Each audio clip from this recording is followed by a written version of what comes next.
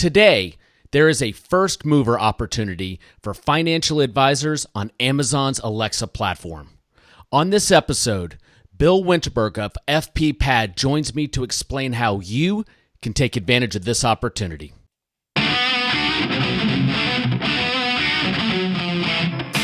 This is the Resilient Advisor Podcast, the show for high-performing financial advisors. We bring you the best practices of the industry's top performers so that you can build resilience in your business and your personal life. Thanks for downloading this episode of the Resilient Advisor Podcast. My name is Jay Coulter, and joining me for this episode is Bill Winterberg, who is the industry's top thought leader on issues surrounding fintech. Bill is the founder and president of FPPad.com. He's probably the only fintech vlogger in the United States, and he's widely recognized as an independent authority on the subject of technology in financial services. Bill also maintains his CFP certification, so he knows how to speak our language. Bill, thanks for coming on the podcast. Hey, Jay. Thank you very much for the warm introduction. All right, so let's make this an Alexa 101 lesson. You're the teacher. I'm the financial advisor who wants to learn how to be a first mover on this platform. So let's start with the basics. What is Alexa? Well, first and foremost, any of our listeners who actually have one of these devices in their room right now probably needs to hit the mute button so we don't keep activating that wake-up word on these Amazon Echo devices. So mute your device. And what we mean is these are devices now that Amazon is selling into the retail marketplace, and it's a family of devices under the Echo name. So there's a small device for about $30 or $40 called the Echo Dot. There's a standard Echo device that has a loudspeaker in it that's great for music. And there's also a display device that is called the Echo Show that can do both video and audio information. So these devices they do speech recognition and respond to a variety of commands. And Amazon certainly is using them to drive purchases and purchase of products via the Amazon.com that we all know and love. But there's also a growing marketplace of skills. And these are skills that anyone, any professional, any business can publish into the Amazon skill marketplace. And this is the untapped opportunity that we're going to talk about today on the podcast. All right, before we go deep on skills, let's go back to those three devices you mentioned. Do you have a preference for one of those devices over another? I really don't have a preference. The Echo Dots are great for your office. They're great for using voice commands. They're great for feedback through these skills that we're going to talk about. If you'd like to get music in your space, whether it's your kitchen or your living room or your home office, the larger standard Echo devices have better speakers, which are really good for music. So if you're going to use these devices for music in addition to these skills, get that larger standard Echo device. And then the display option, I'm seeing that for a pretty decent use in the kitchen. You can request a recipe for something to cook, and the display can show you the ingredients. You might even be able to, in the near future, see an actual video tutorial of how to prepare your meal step by step, which is a great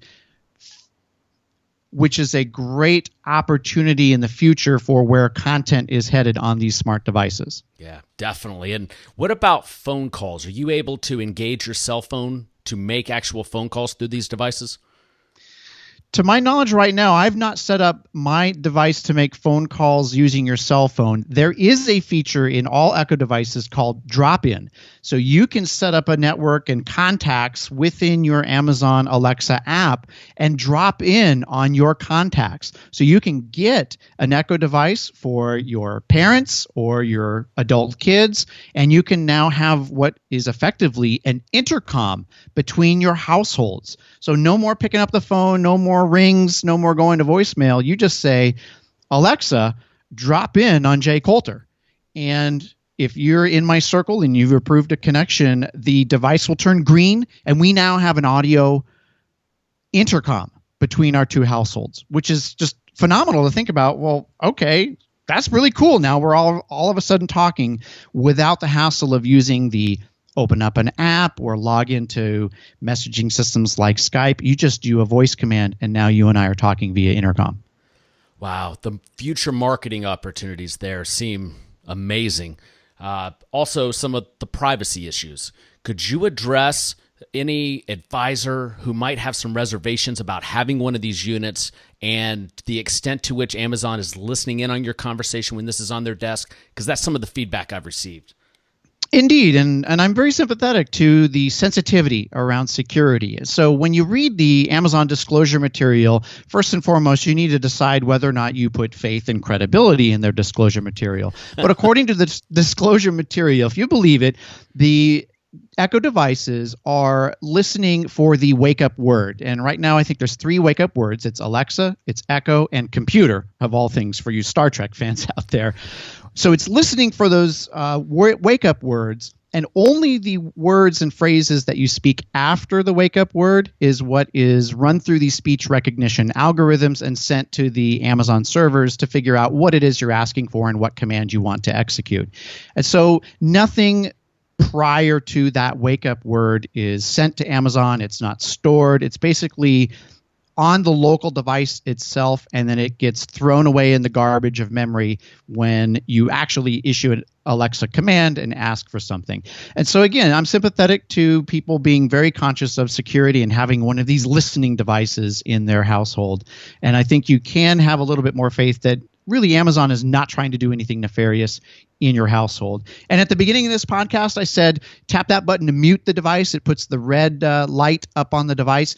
It actually disables the microphone with a hardware switch inside the unit. So it's not just a light that turns red, but Amazon is still listening to what you say. There's actually, if you look it up online, somebody has deconstructed the Echo device. When you hit the mute button, there is a physical switch. It is physically disconnected inside the device. So rest assured, when you mute your Echo devices, it actually totally disables the microphone. And that should give you more confidence that Amazon and nobody on Amazon servers is listening to your conversations 24 hours a day. Perfect. I can tell you've done your research on that, and it would seem to me an advisor that has one of these in their office, they have a client coming in for a meeting, they just hit that mute device, execute their meeting, and then turn it on when it makes sense for their business. So simple enough. Let's talk about the skills. What is the skill? How does an advisor consume them? And then how do they leverage them?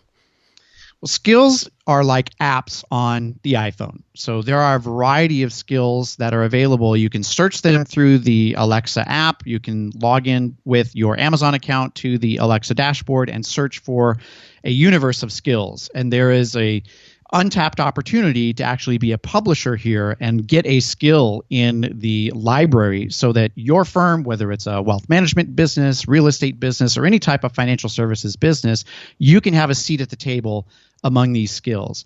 And so purchasing products via the Amazon Echo is a very straightforward thing. You say, Alexa, I want to buy more toilet paper, and it looks in your history. If you've bought toilet paper at Amazon, it will ask you if you want to reorder that. You say yes. You register it with your credit card. You also have the option to put in a password so that your kids don't nefariously order anything that you don't want them to order on Right. Amazon using your credit card. And then if you're a Prime member, that order and shipment arrives 2 days later. So those are just native within Amazon. But now third-party developers are publishing skills into the library. And as a user of the device, you can enable any number of these skills to customize your Echo capabilities. So when my Echo arrives next week and I set it up and I want to hear or subscribe, if I'm using the right terminology, to your skill, how do I do it? Yeah, so I have, put my stake in the sand here in the Amazon Alexa skill marketplace with the FP Pad skill. So when you open up your Echo, you get it connected to your Amazon account, all you need to say is, Alexa, enable FP Pad. And then Alexa will respond, do you want to enable the FP Pad fintech update? And you say yes. And then Alexa will give you the description of how you activate the skill. So my skill is what's known as a flash briefing. And so we're going to open up the door on what are flash briefings and how financial professionals can use them. So you want to make a segue into that right now? Yeah, that'd be great.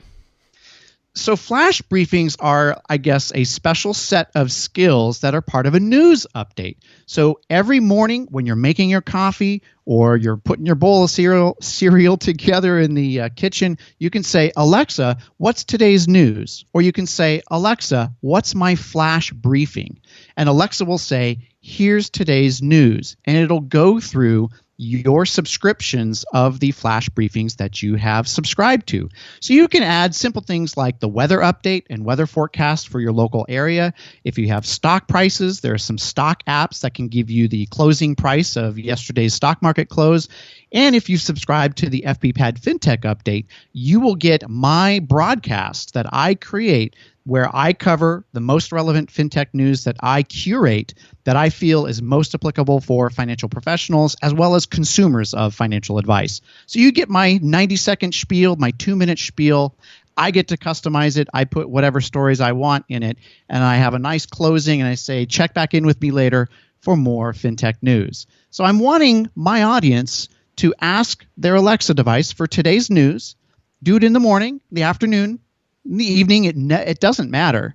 But as long as I have a nice cadence and a periodic update cycle to my flash briefing, I now have a secure spot in that real estate of this untapped market that people, and it's mid-January. I've had my skill online for 3 weeks, and I already have 100 unique, I guess, listeners or subscribers to the skill. And I think that just cracks the surface of the unlimited potential of how to get some real estate established with the Alexa skill and flash briefing marketplace. Wow. Again, amazing marketing opportunities with this device. So from the consumer perspective, as a financial advisor, you put one of these in your office, you subscribe to the Wall Street Journal, FPPAD, whatever other skills you'd like to hear on a daily basis. You get a quick update as you walk in the office and ask for that, or maybe even if you're consuming this content at home before you even leave the house. Then, really, let's kind of shift the paradigm. How does the financial advisor use this to help their business? This is a fantastic opportunity for the advisor to, again, just stay at the top of mind, not only for their clients, but for their prospects. You think about how compelling this use case is. It says, after finishing up a meeting, you say, we have a new skill. Do you have an Echo device at home? And Jay, I'm willing to bet that with over 63% of U.S. households Amazon Prime members and millions of these Echoes being sold, I know, for the holiday season, the chances are pretty likely that more and more affluent households have these Echo devices already. So now the advisor says, if you have the device, make sure that you enable our skill, enable our flash briefing.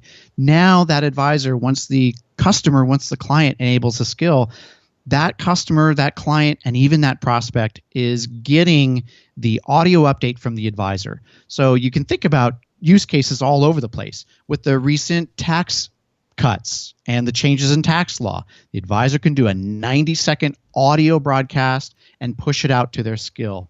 Maybe there's changes in how to finance college savings. 90 seconds, 2 minutes, record something that you know is applicable to the listeners of your skill, push it out via your skill. And the nice thing about the audio is you don't have to just limit it to the Echo devices. Jay, we all know that you can syndicate it on your Twitter feed, you can post it to your Facebook page, you can even upload the file to LinkedIn.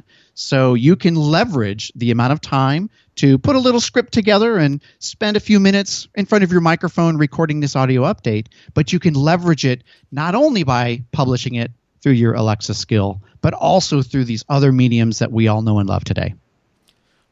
Let's go a little deeper on that for the non-tech savvy advisor, because some of that might sound a little daunting. So say I've got a Twitter account, a Facebook account, YouTube channel, and now I want to go and start adding these skills, but my team pretty much handles all the social interaction for me. How am I recording this, and how do I get it to the other platforms as well? And then if you could also follow up with the frequency at which this should be done.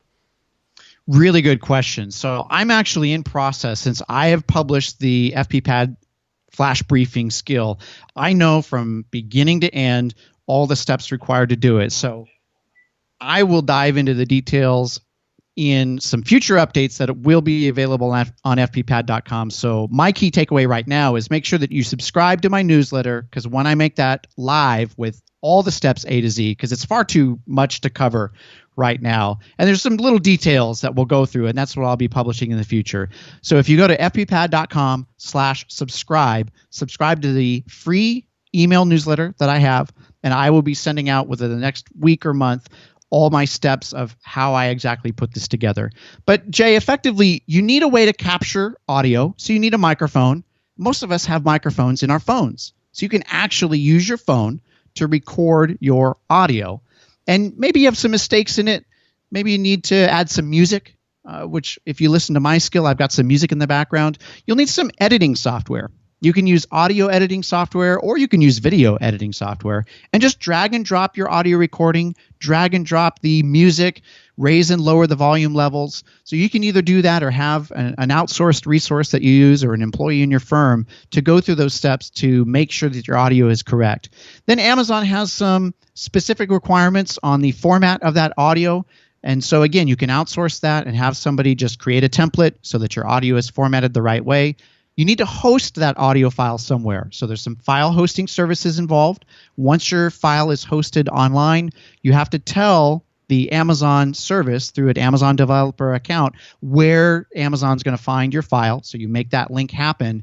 And once those pieces are in place, as long as you keep updating that file and updating that audio file, you are now effectively pushing. So there's pushing your update to the ecosystem. So most of that's 90% you do it one time. And then when you do your updates in the future, record new audio, do your edits, and then tell Amazon that you have a new audio file. So really, the heavy lifting is in the beginning to get it set up one time. Then you can get into a repeatable process that's streamlined, and you have a workflow around it. You've got an outsourced resource that does all the heavy lifting, and it becomes something that's pretty easy for you to manage. And so on the frequency, when you have that template in place, I would recommend that you do it no more frequently than daily. I think daily is very reasonable when you have lots of news to talk about. But arguably, you could introduce your briefing as a weekly briefing. And when you record your briefing, just say, I'll be back next week with another briefing. So weekly is something that you can think I can do 4 times a month. There's always new information. Or I come out of a client meeting and a client asked me a question about this. And I know many clients would want the same information. Put that in a list and make sure that that makes it into the script for your briefing. So I think an achievable goal is to try it once a week. But if you do get more questions from clients, or you get more inquiries from prospects where you know that your content can answer questions more than once a week, you have every right to record as frequently as you want to. So there's no magic in the cadence, but I'd say start out with 4 times a month, once a week. And if you really are into this and get into a good rhythm, daily can't be beat. That's a great way to be in your client's kitchen as they're getting their first cup of coffee ready. They hear your voice, they hear your value proposition, they hear that you're looking out for them and monitoring financial changes in the marketplace, and that you're providing them valuable information. So when I first started podcasting 5 years ago, I would produce hour and a half long episodes that, over time I learned people just weren't getting through. Statistics started coming out saying that you needed to keep them to 20 minutes. Now it's 15 minutes, gets a little bit more optimal. And as attention spans start to shrink, what is really appealing to me about these flash briefings, it's almost as though it's going to be the next podcast. People get just the core of the information they need. Is that fair? And then a follow-up question to that is, how long do you think a flash briefing should be? So I think there's genius to the madness here. So the maximum length of your flash briefing from Amazon's standards today, it's January 2018, I believe is 10 minutes. You can't have a flash briefing longer than 10 minutes, and arguably I think that's just way too long. I keep my briefings to 2 minutes or less. Sometimes they go a little bit longer, but 2 minutes feels right. I usually talk about 3 top fintech stories of the day or of the last couple of days. And it takes me about 2 minutes to crank it out and get through all 3 of them.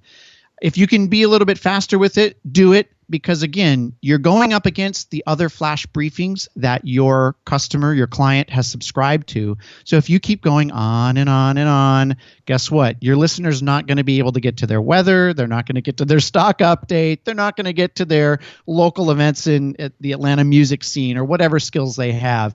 You want to be quick and efficient with the attention that your listener has given you. But the beauty to the madness, the method to the madness is you can use your flash briefing to promote your long form content. So you can say, I just got off a great discussion with Jay Coulter. We talked about the Amazon Echo skill and how to use it in your business. Here's a short clip of 15 seconds of Bill Winterberg talking about the untapped marketplace. Then you hear my little quote. And then Jay, you say, head over to my website /Bill Winterberg, and you can go listen to the full 18-minute podcast. So it's a great way to leverage your long form content by introducing it to your flash briefing. I think that 2-for-1 was an answer to both of your questions. Absolutely. And this has been a fantastic episode with great information for advisors who want to be first movers on Amazon. Is there anything else they should know about Amazon and the platform? The Amazon Echo Developer Dashboard provides some very good metrics. So a lot of advisors and professionals say, look, I'm going to spend a few hours getting this set up, and then it's going to take me some time to make the updates. Is anybody listening? And the answer is yes. So you need to promote and make sure that your audience knows that you have a skill. And once you have your skill, you can log in to your Amazon Developer Console, and there's metrics for your flash briefing. You can see the total number of unique customers that you have, and you can see the total plays or the total engagements that somebody listened to your flash briefing. So you can get those statistics right on your developer dashboard and identify that you're gaining traction and that your unique customer count is growing and your plays are growing, and you know that you're getting an ROI for the time that you invest on making your flash briefing and publishing your skill. You know that you're getting engagement on the other side from clients and prospects.